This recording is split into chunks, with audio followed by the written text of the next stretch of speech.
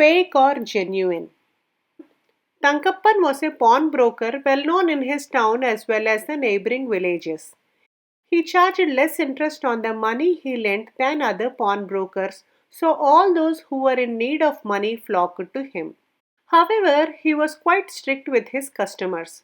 He not only insisted on prompt payment of interest and return of the amount borrowed, but ensured that the people to whom he lent money had sufficient means to repay him. Nobody was thus able to cheat him. One of his regular customers was a poor farmer.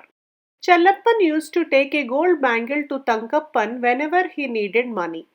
Just as Thankappan desired, he would promptly repay him and take back the bangle. He had only this bangle to pawn.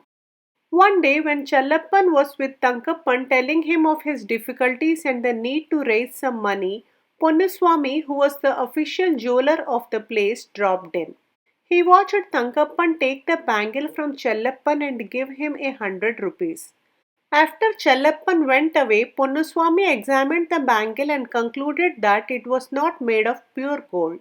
Some brass had been mixed and that the fake ornament was not worth even 5 rupees. He felt sorry for Thankappan, who he thought did not know much about gold. Ponnuswami, however, kept his thoughts to himself and did not utter a word to Thankappan. After about a month, Ponnuswami made some brass ornaments, gave them a golden coating, and went to Thankappan. I have just fixed my daughter's marriage. Everything has to be done in a hurry, and I need 1,000 rupees very badly. Here, take these ornaments, they are worth more than 5,000 rupees. I would be grateful if you can help me with the amount I have asked for. Ponnuswami appeared quite excited, and his narration and gestures were all dramatic. He was certain that Thankappan would be carried away by his story, but he was mistaken. You have brought me very good news, remarked Thankappan cordially, but very businesslike. Give me those ornaments, let me examine them. He took out the touchstone and scratched one of the ornaments on it. He looked up and said angrily, Ponnuswami, you are the official jeweler. How come you can't distinguish fake gold from pure gold? All these ornaments have only a coating of gold. They are not made of real gold. In fact, they are worth not even 10 rupees. Nobody can cheat me. Yet you dared to, didn't you? Ponnuswami was surprised. How wrong had he been in sizing up Thankappan? He now wanted to find out how much Thankappan really knew about gold. Please believe me, Thankappan. I am not trying to cheat you. After all, we both are from the same village, aren't we? How then can I cheat you? For that matter, everyone says nobody can cheat you. Still, you accepted that fake bangle from Chellappan and gave him 100 rupees when you knew well it was a fake not worth even 5 rupees. Thankappan could not help laughing. So that's why you took that bangle from me and examined it thoroughly.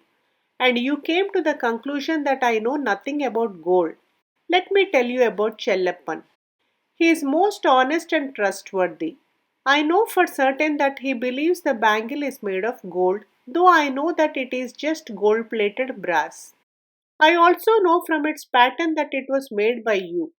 If he were to know that it is a fake, he would have never come to me for help. Neither would have anybody else lent him money. And he has only just this bangle to pawn. I didn't have the heart to tell him that he had been cheated.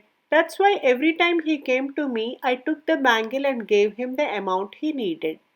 Ponnuswami's surprise now knew no bounds. Not only was Thankappan an expert on gold, but he had a heart of gold, full of kindness and consideration for others.